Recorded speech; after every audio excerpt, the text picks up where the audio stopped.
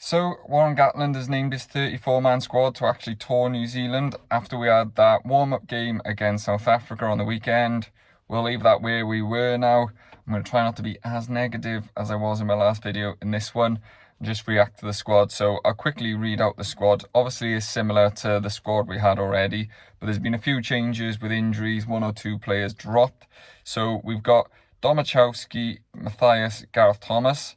Then hooker, we've got Evan Daniel, Dewi Lake and Evan Lloyd. Obviously, we know Elliot D is being ruled out due to injury, and Evan Daniel has come in for Sam Parry, who withdrew himself from the squad. We know the reasons why for that.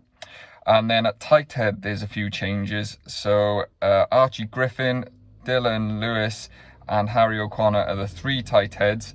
Azarati and Henry Thomas are both injured and will be missing the tour. So two big losses, you could say. Maybe they were our two first and second choice tight heads, so that's a big loss. Probably Dylan Lewis is going to go as the main guy, but I would like to see Archie Griffin have a bit of a go. I think he's got a lot of potential and he's a big dude, and he started to play a few more games for Bath this season as the season wound down. So interested to see how he goes in this tour, and I'd like to see him get some actual substantial game time.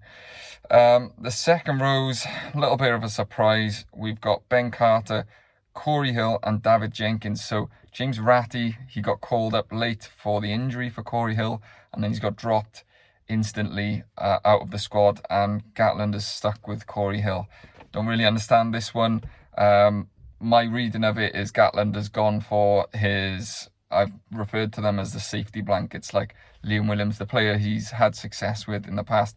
I guess he thinks he's going to be good around the squad and that. He gave him the captaincy in previous years, so he's obviously seeing that. Matthew Screech also keeps his position in the squad. And then we've got Chris Chinzer, James Botham, Mackenzie Martin, Tane Plumtree, Tommy Raffel and Aaron Wainwright. So it's pretty much as you were in the back row. Interestingly, Dewi Lake has kept the captaincy over David Jenkins, which I'm quite happy with. Obviously, Jenkins was the captain in the Six Nations, but I think Lake's performance on Saturday and just the way he is with like the press and how he conducts himself, how he speaks, I think he looks like a real leader, and we can just let David Jenkins go around smashing rucks and tackling people and not have to worry about decision making and stuff like that, because I think maybe some of his decisions he made in the Six Nations maybe a little bit questionable at times. Moving on to the backs, so we've got Ellis Bevan, Gareth Davis, Kieran Hardy as we were, Costello as we were, Mason Grady. Eddie James makes the squad after being called up late, so that is good. I'm happy with that. Could maybe potentially see him get a start or be involved.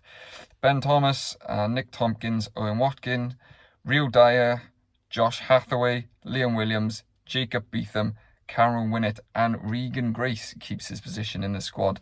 Unfortunately for Keelan Giles, he's been injured and he's had to withdraw from the squad, so desperately unlucky for him, because he's had a really good season and you thought this might be his chance to get his first cap, but just not to be at the moment for Keelan Giles, unfortunately. Regan Grace is an interesting one.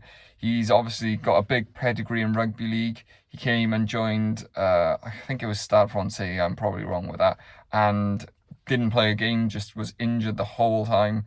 And he's managed to find a bit of a home at Bath. I think they had him on a short term and now they've extended him. So good place to play your trade, learn rugby. They had a good season, and by all accounts, he's been progressing really well and they're happy with him. So yeah, it's interesting. If we had maybe more options, we might not see him, but I think that's the nature of where we are, and he's obviously an exciting prospect.